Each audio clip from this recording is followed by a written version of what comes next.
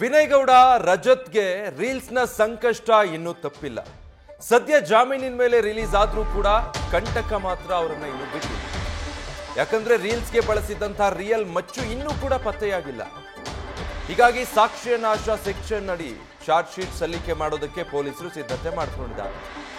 ಇಬ್ಬರ ವಿರುದ್ಧ charge sheet ಸಲ್ಲಿಕೆಗೆ ಪೊಲೀಸರು ತಯಾರಿ ನಡೆಸಿದ್ದಾರೆ. ಡೀಟೇಲ್ಸ್ ಕೊಡ್ತಾರೆ ಪ್ರಜ್ವಲ್, ಲೈವ್ ನಲ್ಲಿ ಜಾಯ್ನ್ ಆಗ್ತಾ ಇದ್ದಾರೆ.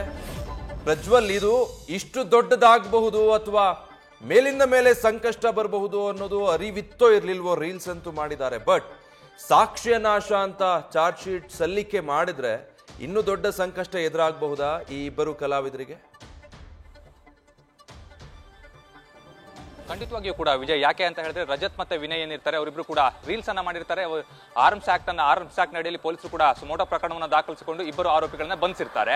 ಬಂಧಿಸಿದಂತಹ ವೇಳೆಯಲ್ಲಿ ಅವರು ಒಂದು ಫೈಬರ್ ಮಚ್ಚನ್ನ ತಂದುಕೊಟ್ಟು ಇದೇ ಮಚ್ಚನ್ನ ನಾವು ಬಳಸಿದ್ದು ಅನ್ನುವಂತ ಒಂದು ಸ್ಪಷ್ಟನೆಯನ್ನ ಕೊಡ್ಲಿಕ್ಕೆ ಮುಂದಾಗ್ತಾರೆ. ಆದ್ರೆ ರೀಲ್ಸ್ ನಲ್ಲಿ ಬಳಸಿದಂತಹ ಮಚ್ಚಿಗೂ ಇವರು ತಂದು ಕೊಟ್ಟಂತಹ ಮಚ್ಚಿಗೂ ಸಾಕಷ್ಟು ವ್ಯತ್ಯಾಸ ಬಂದಿರೋದ್ರಿಂದಾಗಿ ಪೊಲೀಸರು ಮೊದಲನೇ ದಿನ ಬಿಟ್ಟು ಕಳಿಸಿದ್ರು, ಎರಡನೇ ದಿನ ಮತ್ತೆ ಅವ್ರನ್ನ ಬಂಧಿಸಿ ಕಸ್ಟಡಿಗೆ ಕೂಡ ಪಡೆದುಕೊಂಡು ವಿಚಾರಣೆಯನ್ನ ಮಾಡ್ತಾರೆ. ವಿಚಾರಣೆ ಮಾಡಿದಂತ ಸಂದರ್ಭದಲ್ಲಿ ಇನ್ನೊಂದು ಮಾತನ್ನ ಹೇಳ್ತಾರೆ. ಅಂದ್ರೆ ಆ ಒಂದು ಮಚ್ಚನ್ನ ನಾವು ಸುಮ್ನಳ್ಳಿಯ ರಾಜಕಾಲುವೆಗೆ ಬಿಸಾಡಿದ್ದೀವಿ ಅನ್ನುವಂತ ಒಂದು ವಿಚಾರವನ್ನ ಕೂಡ ಹೇಳ್ತಾರೆ.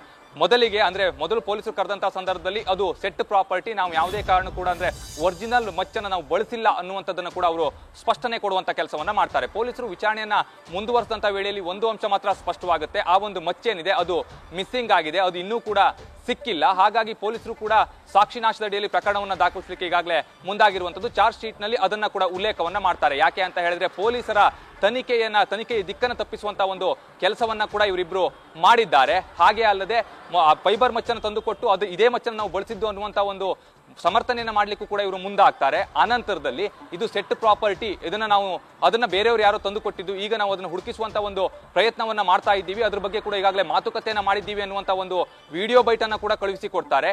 ಯಾವಾಗ ಪೊಲೀಸರು ಇವರನ್ನ ಬಂಧಿಸ್ತಾರೋ ಅನಂತರದಲ್ಲಿ ಇನ್ನೊಂದು ಹೇಳಿಕೆಯನ್ನ ಕೊಡ್ತಾರೆ. ಅದೇನು ಅಂತ ಹೇಳಿದ್ರೆ ನಾವು ಆ ಮಚ್ಚನ್ನ ಸುಮನಹಳ್ಳಿಯ ರಾಜಕಾಲುವೆಗೆ ಬಿಸಾಡಿದ್ದೀವಿ ಅಂತ ಹೇಳಿ ಅವರಿಬ್ಬರನ್ನ ಆ ಒಂದು ರಾಜಕಾಲುವೆ ಬಳಿ ಕರೆದುಕೊಂಡು ಹೋಗಿ ಮಹಜರ್ ಮಾಡುವಂತ ಒಂದು ಕೆಲಸವನ್ನ ಕೂಡ ಮಾಡ್ತಾರೆ. ಅಲ್ಲಿ ಹುಡುಕಿಸುವಂತ ಪ್ರಯತ್ನ ಮಾಡಿದಂತ ಸಂದರ್ಭದಲ್ಲೂ ಕೂಡ ಈ ಒಂದು ಮಚ್ಚೇನಿದೆ ಅದು ಸಿಕ್ಕಿರೋದಿಲ್ಲ.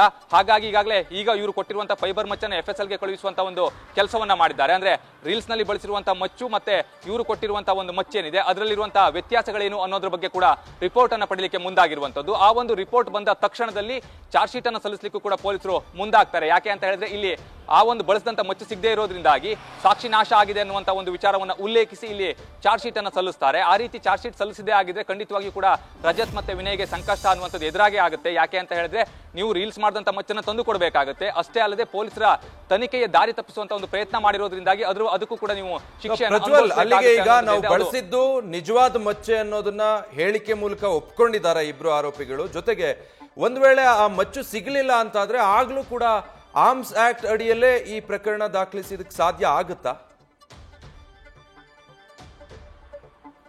ಖಂಡಿತವಾಗಿಯೂ ಕೂಡ ವಿಜಯ್, ಯಾಕೆ ಅಂತ ಹೇಳಿದ್ರೆ ಇಲ್ಲಿ ಅವರು ಬಳಸಿರುವಂತಹ ಮಚ್ಚು ಬೇರೆ ಅನ್ನುವಂಥದ್ದು ಏನಿದೆ ಅದು ಈಗಾಗಲೇ ಗೊತ್ತಾಗಿರುವಂಥದ್ದು. ಯಾಕೆಂದ್ರೆ ಇವರು ಕೊಟ್ಟಂತ ಮಚ್ಚು ಮತ್ತೆ ರೀಲ್ಸ್ ನಲ್ಲಿ ಬಳಸಿದಂತ ಮಚ್ಚು ಎರಡೂ ಕೂಡ ಬೇರೆಯಾಗಿದೆ ಅಂತ ಹೇಳಿ ಅದರಲ್ಲೂ ಕೂಡ ಅವರು ಮೊದಲನೇದಾಗಿ ಹೇಳ್ತಾ ಇರುವಂತದ್ದು ಏನು ಅಂದ್ರೆ ಅದೊಂದು ಸೆಟ್ ಪ್ರಾಪರ್ಟಿ ಅನ್ನೋದನ್ನ ಹೇಳ್ತಾ ಇದ್ದಾರೆ. ಅಂದ್ರೆ ನಿಜವಾದಂತ ಮಚ್ಚನ್ನ ಬಳಸಿದ್ದೀವಿ ಅನ್ನುವಂಥದ್ದನ್ನ ಅವರೆಲ್ಲೂ ಕೂಡ ಒಪ್ಕೊಂಡಿಲ್ಲ. ಆದ್ರೆ ಆ ಒಂದು ಮಚ್ಚನ್ನ ಬಿಸಾಡಿದ್ಯಾಕೆ ಹಾಗಾದ್ರೆ ಅನ್ನುವಂಥದ್ದು. ಯಾಕೆ ಅಂತ ಹೇಳಿದ್ರೆ ಇಲ್ಲಿ ಆರ್ಮ್ಸ್ ಆಕ್ಟ್ ಅಡಿ ಪೊಲೀಸರು ಪ್ರಕರಣ ದಾಖಲಿಸಿ ಅವ್ರನ್ನ ವಿಚಾರಣೆಗೆ ಕರೆದಂತ ಸಂದರ್ಭದಲ್ಲಿ ಇವರು ಬಳಸಿರುವಂತಹ ಮಚ್ಚು ಡ್ಯೂಪ್ಲಿಕೇಟ್ ಆಗಿದ್ರೆ ಆ ಮಚ್ಚನ್ನ ತಂದು ಕೊಡಬಹುದಿತ್ತಲ್ಲ, ಯಾಕೆ ಹಾಗಾದ್ರೆ ತಂದು ಕೊಟ್ಟಿಲ್ಲ ಅನ್ನುವಂತ ಒಂದು ಪ್ರಶ್ನೆ ಉದ್ಭವ ಆಗುತ್ತೆ. ಅದೇ ಡ್ಯೂಪ್ಲಿಕೇಟ್ ಮಚ್ಚಾಗಿದ್ರೆ ಅದಕ್ಕೆ ಆರ್ಮ್ಸ್ ಆಕ್ಟ್ ಇಲ್ಲಿ ಅಪ್ಲೈನೇ ಆಗೋದಿಲ್ಲ. ಅದು ಒರಿಜಿನಲ್ ಮಚ್ಚಾಗಿದ್ದಂತ ಸಂದರ್ಭದಲ್ಲಿ ಮಾತ್ರ ಆರ್ಮ್ಸ್ ಆಕ್ಟ್ ಇಲ್ಲಿ ಅಪ್ಲೈ ಆಗುತ್ತೆ.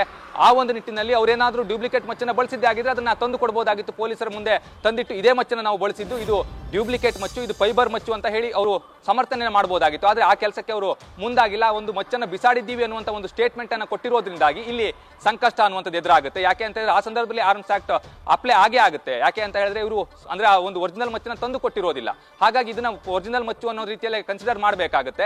ಭಯ ಪಟ್ಟಂತ ಹಿನ್ನೆಲೆಯಲ್ಲಿ ಹಾಗಾದ್ರೆ ಇವರು ಆ ಒಂದು ಮಚ್ಚನ್ನ ಬಿಸಾಡಿದ್ರ ಅನ್ನುವಂತ ಒಂದು ಅನುಮಾನ ಕೂಡ ಇಲ್ಲಿ ವ್ಯಕ್ತವಾಗ್ತಾ ಹೋಗುತ್ತೆ. ಅಷ್ಟೇ ಅಲ್ಲದೆ ಪೊಲೀಸರು ಕರೆದಂತ ಸಂದರ್ಭದಲ್ಲಿ ಅವರು ಕೊಟ್ಟಂತ ಸ್ಟೇಟ್ಮೆಂಟ್ಗಳಿರ್ತಾವಲ್ಲ, ಅಂದ್ರೆ ಪೊಲೀಸರ ತನಿಖೆಯ ದಿಕ್ಕನ್ನು ತಪ್ಪಿಸುವಂತ ಸ್ಟೇಟ್ಮೆಂಟ್ಗಳು, ಅದೇ ರೀತಿಯಲ್ಲಿ ಬೇರೆ ಮಚ್ಚನ್ನು ತಂದುಕೊಟ್ಟು ಸಾಕ್ಷಿ ನಾಶ ಮಾಡುವಂತ ಒಂದು ಪ್ರಯತ್ನ ಆಗಿರ್ಬೋದು, ಇವೆಲ್ಲವೂ ಕೂಡ ಅಪ್ಲೈ ಆಗೋದ್ರಿಂದಾಗಿ ಸಾಕಷ್ಟು ಸಂಕಷ್ಟವನ್ನ ರಜತ್ ಮತ್ತೆ ವಿನಯ್ ಎದುರಿಸ್ತಾರೆ ವಿಜಯ್ ಈ ಪ್ರಕರಣದಲ್ಲಿ. Thank you Prajwal. News first ನಿರ್ಭೀತಿಯಿಂದ ನಿಮ್ಮ ಪರವಾಗಿ.